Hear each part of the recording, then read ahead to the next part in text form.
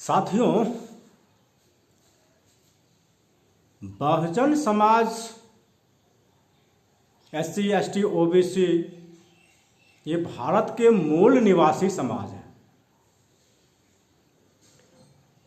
इन समाजों में जागरण लाने के लिए, जागरण करने के लिए बहुत सारे संत महापुरुष भी आए और अपने समाज को ब्राह्मणों के गुलामी से आजाद करने के लिए, मुक्त करने के लिए आंदोलन चलाए। जैसे संत कबीर, संत रविदास जी, तुलसीदास दुबे जी एक चौपाई लिखे थे कि पूजहि विप्र ज्ञान गुण हीना, शूद्र न पूजिए गुण ज्ञान परवीना। मतलब कि ब्राह्मण अगर गुणहीन है, ज्ञानहीन है, चरित्रहीन है, प्रज्ञाहीन है, फिर भी उसकी पूजा करनी चाहिए। शूद्र अगर ज्ञानवान हो, प्रज्ञावान हो, शीलवान हो, ज्ञानवान हो, फिर भी उसे पूजा नहीं करनी चाहिए। ये तुलसीदास दुबे जी का है। उसका जवाब दिए संत रविदास जी कि मत पूजिए विप्र ज्ञान गुण हीना, पूजिए चरण चंडाल के जो होत ज्ञान परवीना। ये लड़ाई है, ये व्यवस्था के विरोध में ये लड़ाई है। ब्राह्मणों के व्यवस्था को संत रविदास जी चुनौती दे रहे हैं कि ब्राह्मण अगर गुणहीन है, ज्ञानहीन है, चरित्रहीन है, तो वह पूजने लायक नहीं है, उसकी पूजा नहीं करनी चाहिए। शूद्र अगर ज्ञानवान है, शीलवान है,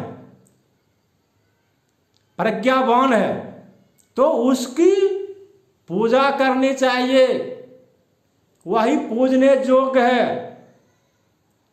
अगर संत रविदास जी ये कह रहे हैं, ये क्या है? ये लड़ाई है जो ब्राह्मणों के व्यवस्था के विरोध में चुनौती दे रहे हैं।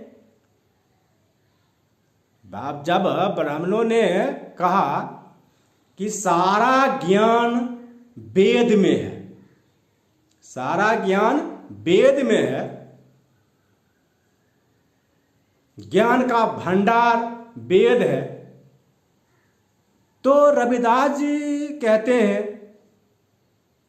चारों वेद करे खंडवती, जन रविदास करे दंडवती।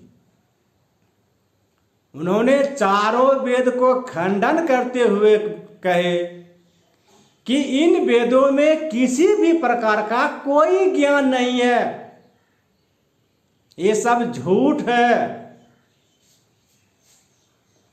इनको पढ़कर कोई ज्ञानी नहीं बन सकता। यह सब ब्राह्मणों के द्वारा मूल निवासियों को गुलाम बनाने का एक षड्यंत्र मात्र है। नकार दिए संत रविदास जी ने, चारों वेद को नकार दिए और अपने लोगों को बोले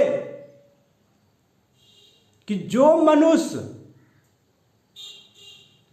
वेद जैसे ब्राह्मणों के झूठे ग्रंथों में विश्वास नहीं करते हुए